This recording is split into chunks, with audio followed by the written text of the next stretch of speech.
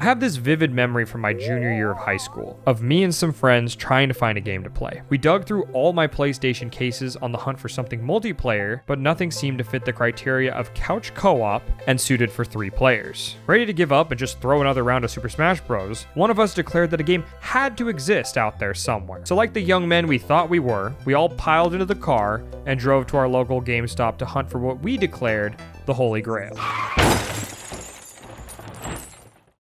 The fun of multiplayer is in all those little moments you share between friends. It's in the shots fired at one another and picking each other back up when you're down. If you've ever played a game like this, you'll know the feeling. Yeah, give 'em the ice, girl. Get frozen. When you and your buddies are all spread out around the room, huddled around the TV playing a game, and then everyone gets quiet and leads forward.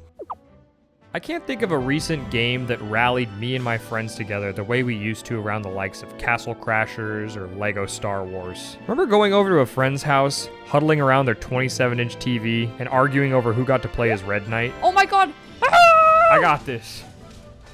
Taste lightning. And you said Red Knight wasn't the best. Did you see that shit? In a similar vein, my girlfriend has this story about her brother's Halo birthday party, where one year her dad brought down his office TV and his best friend brought over a second Xbox. The boys flipped the couches back to back and turned the whole living room into an arena. The whole schoolyard was talking about that birthday party for years after the fact. It wasn't even her birthday, but the way she beams with pride when she talks about it, you'd totally think it was. You have to understand, I never made the games or adjusted the games. That was always my brother. I love stories like this because my house was always the one that used to host my friends to play games. My place was always filled to the brim with energy. The high of having a whole room of people losing it when something ludicrous happens in a game is a feeling I've been chasing for years. But as local multiplayer was gradually phased out in favor of online, the living room slowly grew quieter. Today's video is brought to you by Raycon. If you aren't a member of our Discord, you may not know that Taryn and I have recently moved across the country this past week, and we've been using our Raycon earbuds almost every day of the move. Nothing helps make unpacking less of a chore than good music, especially when working through your girlfriend's second or third pile of boxes. It's only made worse when I can't find any of my stuff buried in her endless supply of cat and penguin mugs. I could have sworn I packed my headset with the rest of the office stuff, but thankfully Raycon's got me covered. Multi-point functionality makes it a total non-issue. I can be connected to both the computer and my phone and switch between them for whatever I need. Ironically, the apartment we moved to is having some construction done right outside our kitchen window. All is good thanks to Raycon's active noise cancellation, which means we can't even tell they're jackhammering concrete down there. Taryn has to practically batter me over the back of my head to get any attention, especially since she's been asking for help with the heavy boxes for about 15 minutes. The 32-hour battery life means we can literally wear them all day without having to charge. Moving into a new place may as well be a full-time job, and until I get the bed reassembled, we don't have a place to charge them overnight. Thankfully, forgetting to charge them before bed isn't such a big deal, as the quick charge function lets you restore 90 minutes of battery life in only about 10 minutes of charging. That way, you can get back to flattening boxes and jamming out in the empty living room. So consider going to buyraycon.com/boymeetsgirl to get 20% off these best-selling everyday earbuds. Each purchase using our link really helps out our channel, and a big thank you to Raycon for sponsoring today's video. Although things have moved into a more theoretically accessible place, we're all stuck playing separately together. Ironically, in modern gaming, it sometimes feels like the hardest part of multiplayer is finding someone to play with. Oh my gosh, it's only gonna be one little rocket dropping down. It's just me, myself, and I. Unless you're able to trick your girlfriend into playing with you, you might be stuck playing completely alone. There's a nacho right there. Thank you, omniscient voice in my head. Despite that, it feels like multiplayer had a surge in popularity this past year. Several games released that brought people together in 2024, and across the board, I think it was a good reminder of what we once had. I feel like the renaissance of multiplayer wasn't for people like me that already loved games though. Rather, it was for all the people around me who suddenly had time to play again. Yeah, no guard dog, none of that stuff. Yeah, we're not babies anymore is what you're telling me. You're having a good time. Yeah. Not a long I'm time. playing with the boys. When Helldivers 2 released, I had friends who I hadn't played with in years calling me up for a dive. Surprisingly, I was the one who suddenly didn't have enough time to play. Honestly, ever since Nick showed up, we've actually gotten some lifespan out of our vehicles. yeah, to be honest, yeah. These have lasted way longer. that German engineering, man. There you go. The beauty of a game like Helldivers is that you aren't missing out on much by dropping off the face of Super Earth for a couple weeks at a time. This makes it an ideal multiplayer experience. Life gets busy and schedules don't always line up, but none of that matters when you can drop in for a quick 30-minute dive. Whoa! Whoa! What okay? I'm good. I'm good. I'm not in, but I'm good. I got run over. Even if you go weeks between playing with the group, when you come back, you're just as capable of killing bugs as when you left. Been a minute, buddy. It has been a minute. Yeah, your buddies might be twice your rank, but real friends call in an extra gun for you and let you wear their guard dog. Worst case, we can always drop one for you, too. Airburst rocket launcher? Is that what it's called? Oh, yeah? Oh, I already have it purchased. Hell yeah. Oh, hell Okay. yeah. Didn't even know I was packing. No. Forgot I had it. Forgot I had it. In a similar vein, Lethal Company has been a go-to game for big gatherings this year. You'd be hard-pressed to find a more chaotic group game, but that's all part of the fun. It seems like the larger the crew gets, the more opportunity there is for things to go wrong. Although progress turns into problems with a higher head count, there's safety in numbers, and I feel like having a bigger group emboldens us to take more risks, for better or for worse. Lethal Company's gameplay is great for a multiplayer experience because of the atmosphere it creates. As a group, you can decide how high or low you want the stakes to be. Oh! That's the thing. Push the button, push the button. You press the button, I'm looking at him.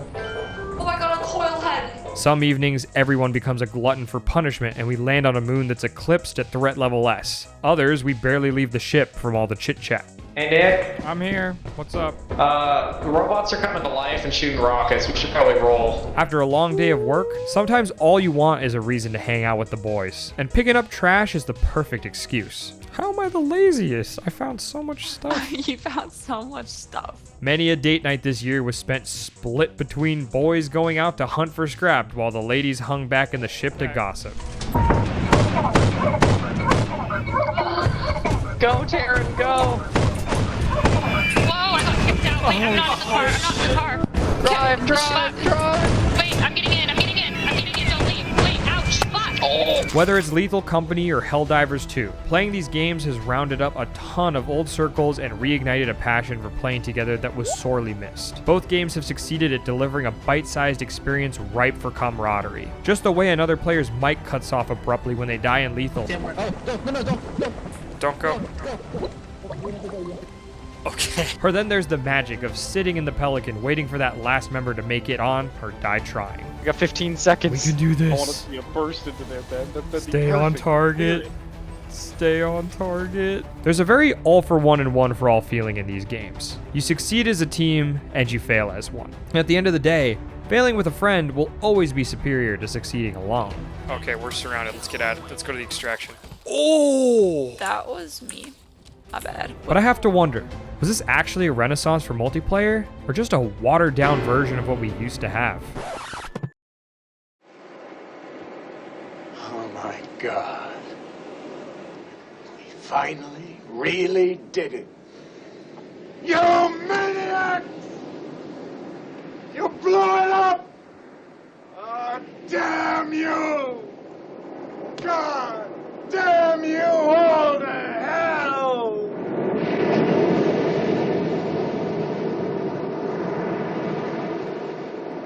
These games were the closest thing I've experienced to couch co-op in well over a decade, but despite that, it's still not quite the same. It may have been a taste of what we're missing, but it doesn't fill the void. It's an imitation at best, and copium at worst.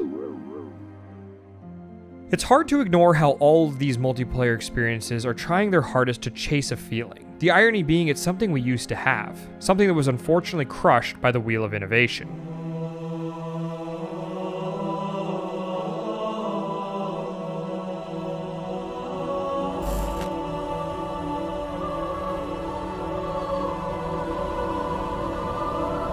When Halo 2 released with online multiplayer, it ushered gaming into a new era. Suddenly, you didn't have to ride your bike 3 doors down to play with your neighbor. You could both shoot each other from the comfort of your own living room. Oh, she Damn. killed me. We killed each other? This represented a big turning point in multiplayer games. Not only were you able to play with your friends from the convenience of your own home, but you could play with people anywhere in the world. Suddenly, those friends you moved away from after elementary school were back in rotation to hang out. Oh my god! You're still connected as a group, but the web of that network had a much further reach. Gained the lead. That voice is my childhood. You see, local multiplayer coexisted with online play at the advent of this era, and in many cases was still the preferred method of playing. Not everyone had their own consoles yet, and parents were thankful to have their kids at someone else's house for the afternoon. Oh my god. With that being said, this was all still a transition period. That was one of those moments where if like we were on the couch, like that would have been I would have been legendary. raging and you would have been dying and we would have been like bumping into each other. Because slowly but surely, things did begin to change. The energy sword is mine. I did my best. In the same way that computers became a staple feature of a household, we witnessed household consoles become increasingly common in a lot of family living rooms. Damn it. The energy sword is not mine. I could just picture kids fighting over the energy sword. Yeah. As kids, this was exciting because as far as we were concerned, we had more ways to play video games. But unfortunately, all this change did come with a price. Oh, so close. Did you grenade me? Yeah. Oh, that was so good. Following the extremely successful release of Halo 2 came Halo 3, and then of course Halo 4, all of which still supported online and local play. Oh shit. Could you see me? Yeah. Oh, I had no idea. I know. Good shot. Thank you. Whoa! I'm telling you, I'm very good with sniper rifles. Halo was widely considered to be one of the last bastions of local multiplayer, especially as many other mainstream titles were dropping it left and right. However, with the release of Halo 5 in 2015, a certain feature was missing that many of us had unfortunately taken for granted. Negative infinity. I don't like it. Local multiplayer and split screen were no longer available in Halo 5. In a way, I can understand the change. The entropic wind of gaming was certainly pushing consumers in this direction. But we also can't ignore the financial benefits for the publishers that came about from this move. More systems sold, more copies of the game sold, Xbox Online memberships. The whole package was a pretty hefty chunk of change added to their pockets. Damn. I don't know what happened here. This financial incentive was more or less the beginning of the end for couch co-op as we knew it. A mod? Yeah. To play on Steam, I need a mod? On PC, you need a mod to do local split screen. Why? This post on Reddit sums it up pretty well. The fact we need to resort to third-party apps for split screen Halo is disappointing. But players were a lot more upset than I think they were expecting. As it turns out, you don't know a good thing till it's gone.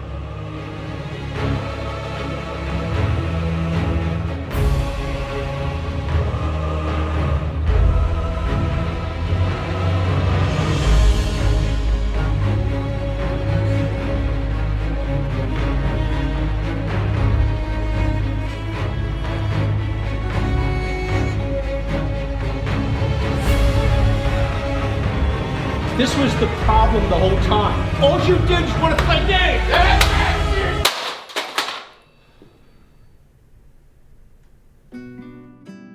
When Taryn and I first started dating, I remember trying to find a game for us to play together. She didn't have a computer or any game systems of her own, so a couch co-op game was what we needed. Granted, we didn't even have a couch back then, but the two of us had a couple of lawn chairs we got at a discount store, and that was good enough. Anyways, being a PC gamer, most of what I played was online multiplayer. But I wasn't exactly in a place in my life where I could just burn money on a game to try it out. Not to mention that it was a gamble whether this girl was even going to play through it with me. Bring it on. Of all the games in my library at this time, I somehow landed on Divinity Original Sin 2. It fit all the criteria. Turn-based combat, fun role-playing dialogue, and of course she got to design a hot elf character.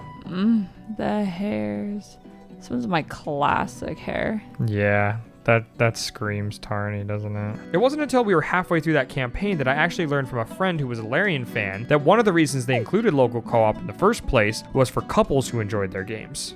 Oh, I'm knocked down. I was in the middle of a conversation. I'm sorry, the Wendigo did it. I just think it's so funny that it's very clear when it's literally right next to each other who's into what. We never did make it to the end of that campaign, but we got pretty damn close. And I owe a lot to Divinity for being my girlfriend's gateway into playing with me in the first place. But like this game, it's weird. Like all I want to do now is play Baldur's Gate.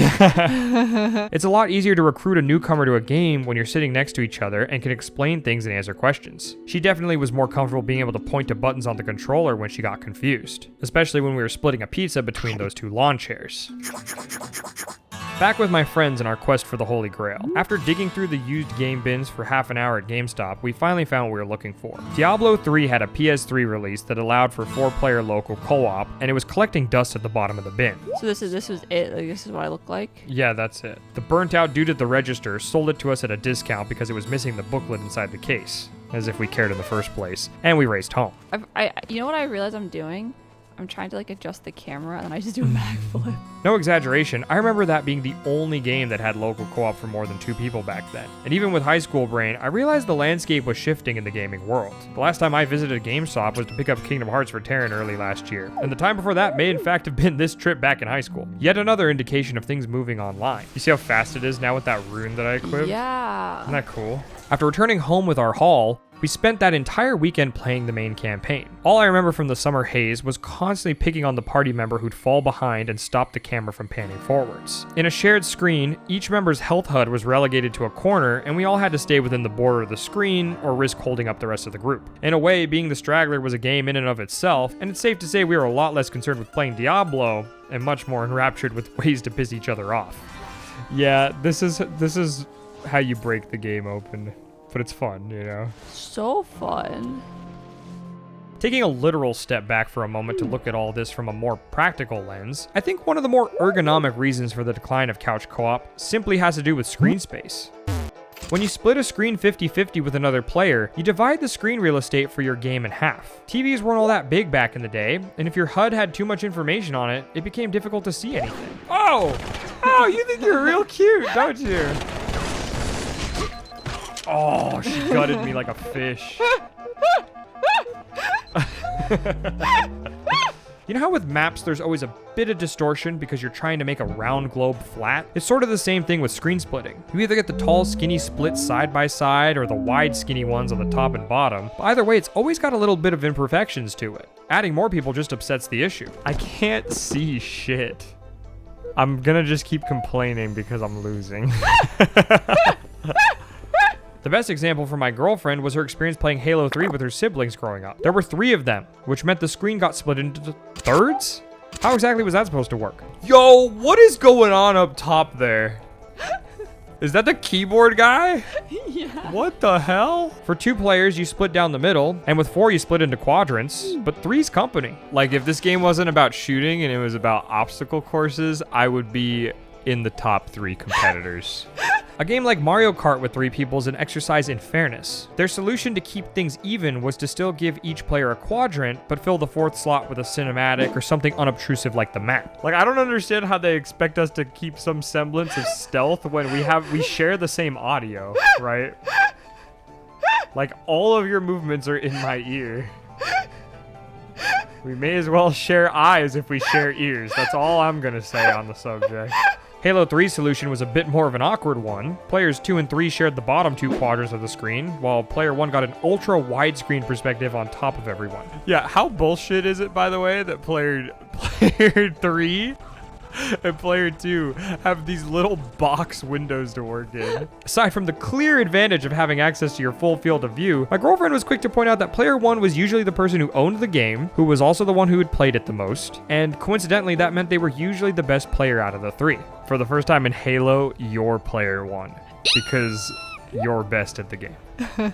In a shooter like Halo, peripheral vision is important for knowing your surroundings and keeping track of the other players. So if you're following, that meant the player who was already best at the game had the added advantage of more screen space than the 2 people below them. By the way, this leads me to the conclusion she was not in fact player 1 in that story. I've pissed off the only person in the whole world that I love more than myself.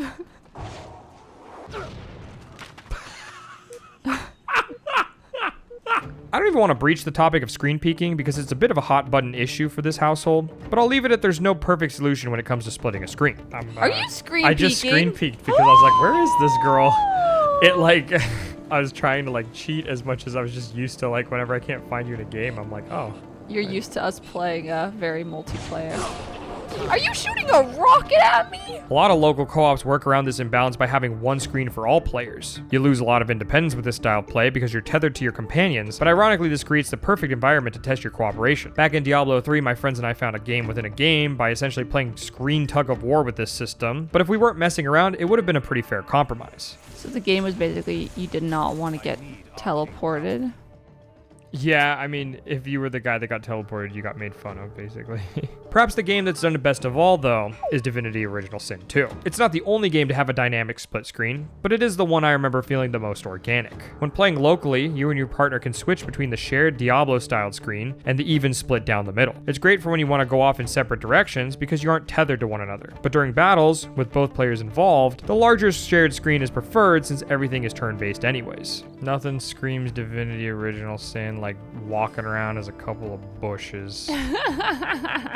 Obviously, game design has enough variables to keep track of, so from a development standpoint, it's much easier to design in the online multiplayer space than trying to split the screen into even slices so that each kid gets a fair share of the pie. I'm not playing at 25. As fun as it is playing with the jank triple setup. But nonetheless, you have to admit there have been some creative solutions over the years. As a brief side tangent, I myself have had my own run-in with the conundrum of splitting a screen. That was when we designed our stream overlay. Taryn and I wanted a scene that allowed both our perspectives to be on screen at once. And although I couldn't find a perfect solution, what I did come up with earned the girlfriend seal of approval. I guess I'll take this as an opportunity to point you all to our Twitch. There's a link in the description. Go give us a follow and say hi. It's a fun time over there, and we'd love to have you. One of the main arguments for the removal of split screen was so that systems could maintain a consistent 60 frames per second, but you'd be hard pressed to find anyone who was that anal about frames back when they took local co-op away in the first place. What's funny is like we probably played like this back in the day and didn't even fucking care. That's probably like we were dropping true. frames left and right, and frames. I think my mom has one of those on the wall. All of this isn't to make online multiplayer the bad guy. These games are immensely fun. Nonetheless, I'm still searching for that feeling of being gathered on the couch with friends, and in pursuit of Nirvana, we ought to explain why these two games came as close as they did. I love the music. The music is so good. Both Lethal Company and Helldivers 2 are able to be played solo, but I don't think I'd ever do so. It's not that they aren't a good time alone, but that they become so much more in a group. Arnold. Ooh, we just lost half our squad.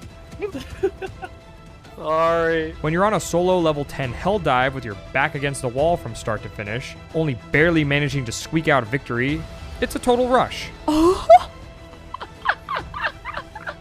Okay.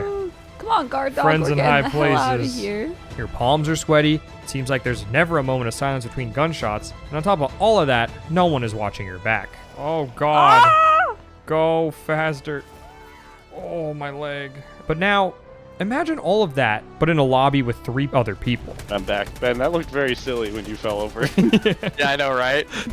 Knocked him out of his boots. Imagine you're the last one standing with no more reinforcements to call in. You've got the weight of the entire mission on your shoulders. All eyes are on you and whether or not you can pull through. Get to the extraction I have to get point. To the next level. Oh, God. Oh. When you pull off the evac against all odds and the silence finally breaks as your friends whooping and hollering come flooding in, I think the grin on my face in those moments says it all. It's a feeling I wouldn't trade for anything. Yeah, we all made it to the show. Yeah. That was close. That was close. In the case of Lethal, when you're in a facility collecting junk and the group splits up, you don't know what to expect when you make it back to the ship. Frankly, you don't even know if you're gonna make it back to the ship. Oh my God, oh my God. That was so close. Whew. What was that? What was that? It's a giant. You could have a near miss with a thumper or a run in with a bracken, but even if you make it out alive, you have to wonder if they got to your friends first. Oh! Hammy, are you in here? Hello? Oh, I just heard him. Yes, when you're alone, the stakes are higher because everything rides on your safety. But make no mistake, the emotional impact of hearing friendly voices as you approach the ship versus dead silence is stunning in a group setting. He grabbed the Nocto. Yeah. Oh my god. That was a close Oh one. my God. Wow.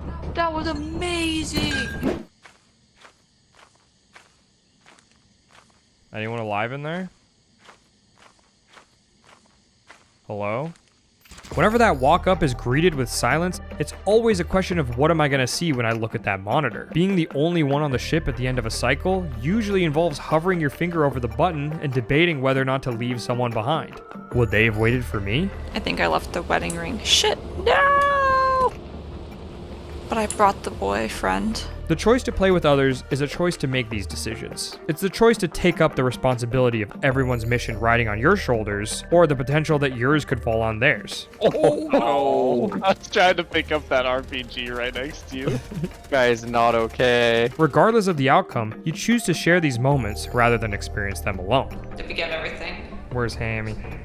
I'm right here. All right. There's a lot of stuff downstairs, but I don't want to mess.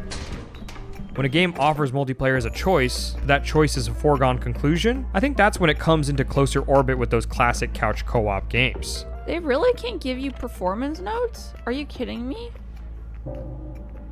They could at least say you lived. Consider how you chose to bike over to your friend's house to play on the couch rather than by yourself. When multiplayer feels like the only way to play because it's just that fun, I think it succeeds in capturing that reminiscent feeling. You genuinely feel like you're missing out just playing by yourself after you've played with a group. When given the choice, choosing to play with others shows the value in our connection. Part of the crew, part of the ship.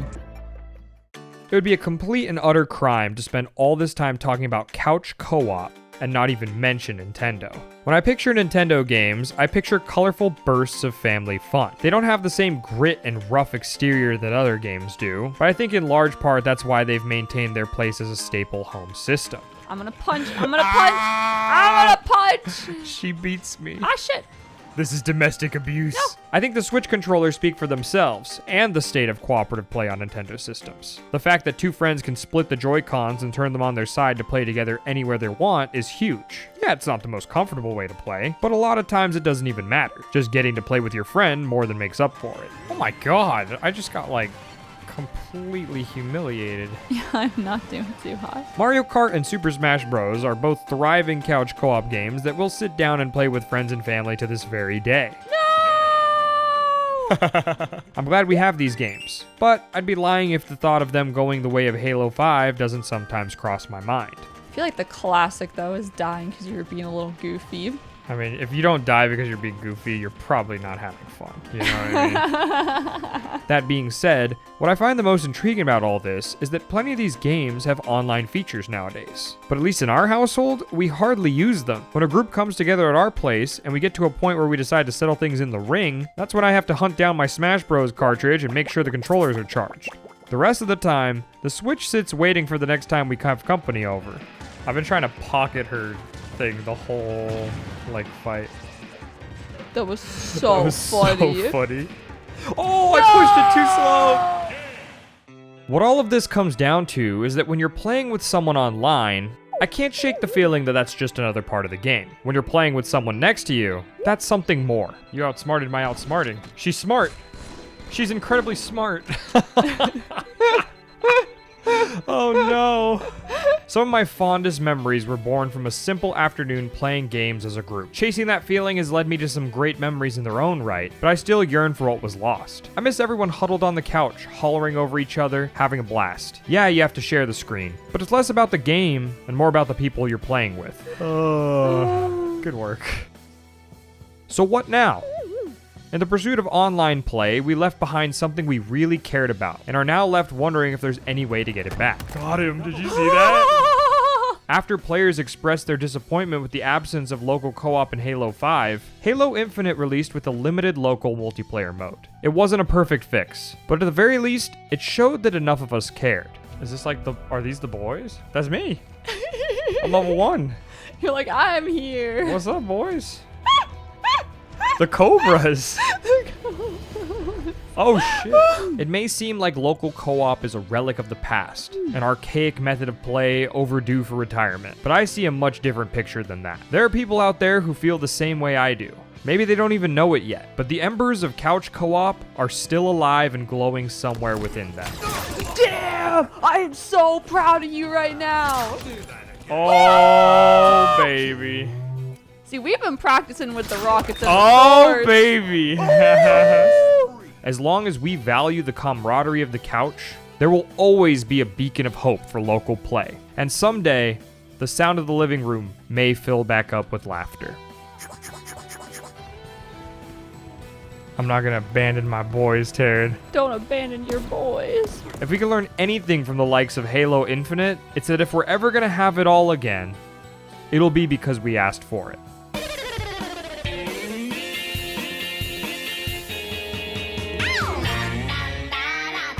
Oh boys! Some of you might have already noticed, but I'm excited to share that Taryn and I have finally set up a Patreon and channel memberships. If either of those interest you, there are links down below. With that, I'll give a huge shout out to our channel's first group of supporters, and an especially big shout out to our sixth wheels. Daniel Rogers, Gizmo, Isaac Vogan, Shaneboy1888, and Cerberus. Thank you all so much for being our first supporters, and we can't wait to see you in the next video.